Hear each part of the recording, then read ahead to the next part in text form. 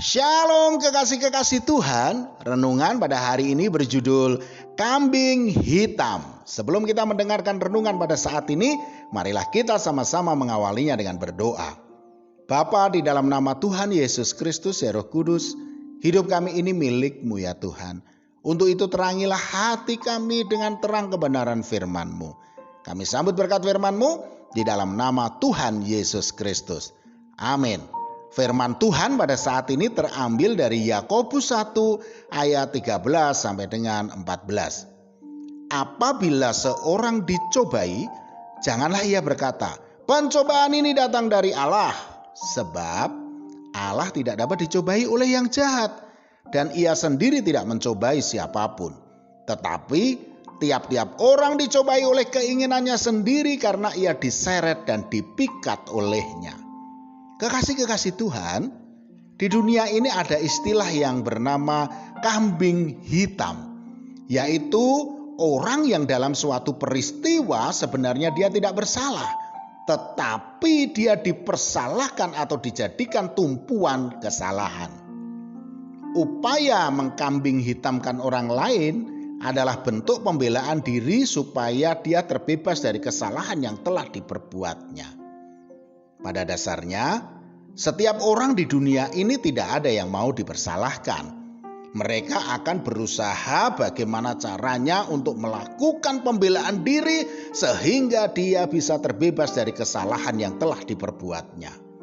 Sifat ini sebenarnya sudah ada sejak manusia itu diciptakan.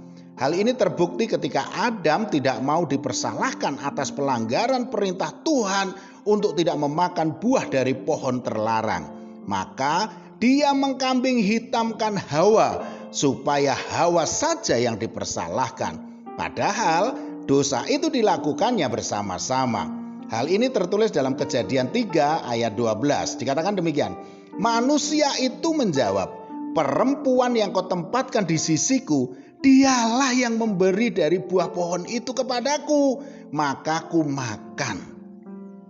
Saudaraku, dalam kehidupan kita sebagai orang percaya pun, istilah kambing hitam ini seringkali kita terapkan.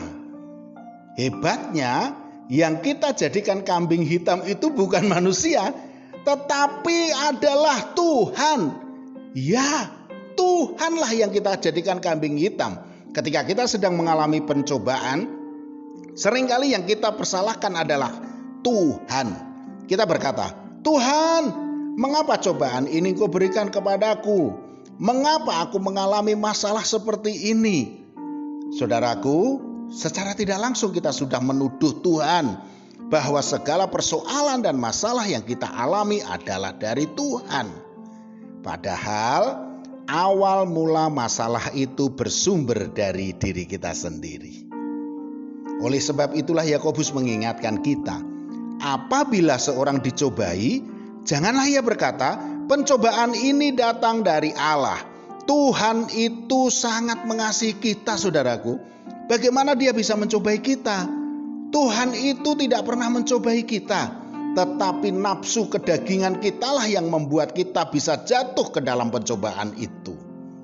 Lalu, bagaimana caranya agar kita tidak jatuh ke dalam pencobaan?